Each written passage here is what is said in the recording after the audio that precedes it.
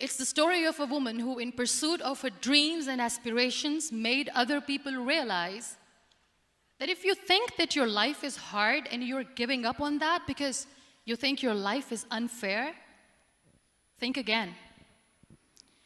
Because when you think that way, you are being unfair to your own self.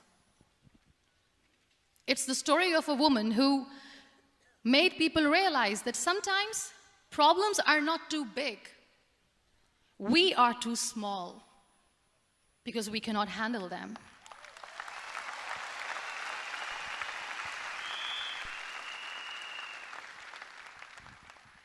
It is the story of a woman who with time realized that real happiness doesn't lie in success, money, fame. It lies within. Real happiness lies in gratitude. So I am here, and I'm going to share the story of that woman. That is my story. The story of gratitude.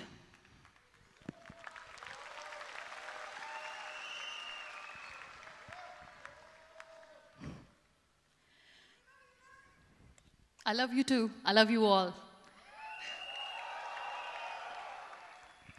I believe in the power of words. Many people speak before they think. But I know the value of words. The words can make you, break you, they can heal your soul, they can damage you forever. So I always try to use the positive words in my life wherever I go. They call it adversity, I call it opportunity. They call it weakness, I call it strength. They call me disabled, I call myself differently abled. They see my disability. They see my disability, I see my ability. There are some incidents that happen in your life, and those incidents are so strong that they change your DNA. Those incidents or accidents are so strong that they break you physically. They deform your body, but they transform your soul.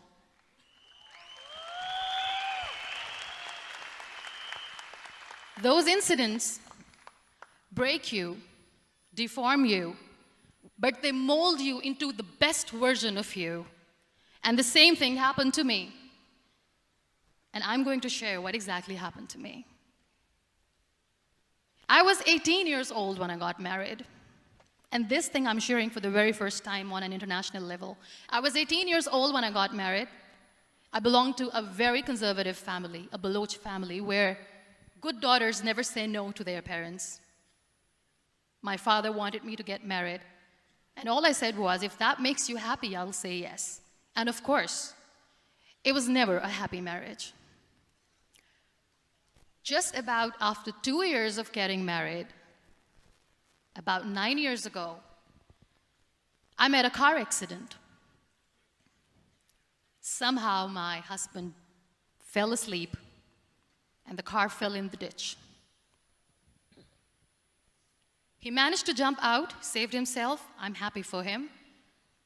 But I stayed inside the car and I sustained a lot of injuries. The list is a bit long. Don't get scared. I'm perfectly fine now. Radius ulna of my right arm were fractured. The wrist was fractured. Shoulder bone and collarbone were fractured. My whole rib cage got fractured. And because of the rib cage injury, lungs and liver were badly injured. I couldn't breathe. I lost urinary bowel control. That's why I have to wear the bag wherever I go. But that injury that changed me and my life completely as a person and my perception towards living my life was the spine injury. 3 vertebrae of my backbone were completely crushed and I got paralyzed for the rest of my life.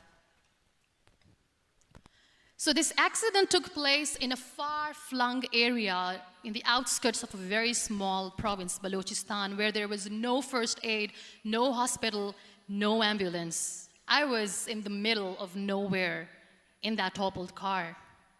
Many people came to rescue. They gave me CPR. They dragged me out of the car. And while they were dragging me out, I got the complete transection of my spinal cord.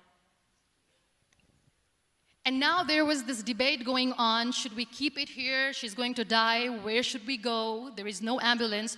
There was this four-wheeler Jeep standing in the corner of the street. They said, put her in the back of the Jeep and take her to the hospital, which is 3 hours away from this place. And I still remember that bumpy ride. I was all broken.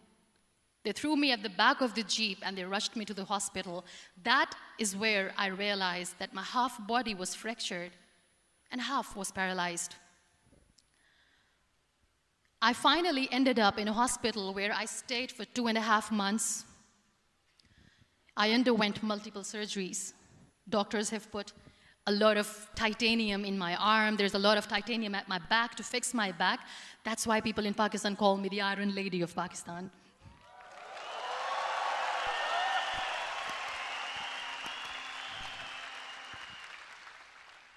Sometimes I wonder how easy it is for me to describe all this all over again.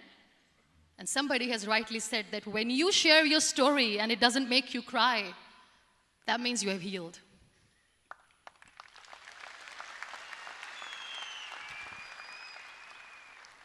Those 2.5 months in the hospital were dreadful. I will not make up stories just to inspire you. I was at the verge of despair. One day, doctor came to me and he said, well, I heard that you wanted to be an artist, but you ended up being a housewife. I have a bad news for you. You won't be able to paint again because your wrist and your arm are so deformed, you won't be able to hold a pen again. And I stayed quiet. Next day, doctor came to me and said, your spine injury is so bad, you won't be able to walk again. I took a deep breath and I said, it's all right. The very next day, doctor came to me and said, because of your spine injury and the fixation that you have in your back, you won't be able to give birth to a child again. That day, I was devastated. I still remember, I asked my mother, why me? And that is where I started to question my existence. Why am I even alive? What's the point of living? I cannot walk, I cannot paint, fine. I cannot be a mother.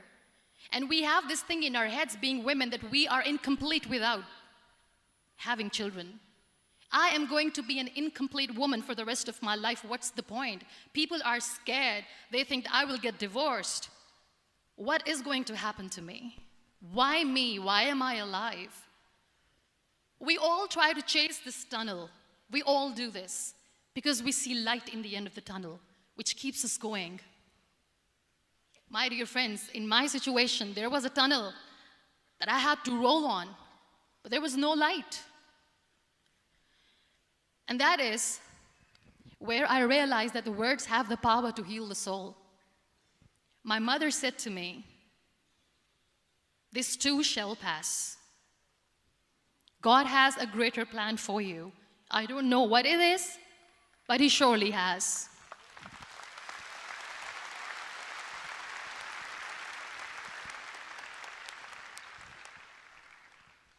And in all that distress and grief, somehow or the other, those words were so magical that they kept me going. I was trying to put that smile on my face all the time, was hiding. It was so hard to hide the pain, which was there. But all I knew was that if I will give up, my mother and my brothers will give up too. I cannot see them crying with me. So what kept me going was, one day I asked my brothers, I know I have a deformed hand, but I'm tired of looking at these white walls in the hospital and wearing these white scrubs. I'm getting tired of this. I want to add more colors to my life. I want to do something. Bring me some colors. Bring me some small canvas. I want to paint. So the very first painting I made was on my deathbed, where I painted for the very first time. It was not just an art piece or just my passion. It was my therapy. What an amazing therapy it was. Without uttering a single word, I could paint my heart out. I could share my story.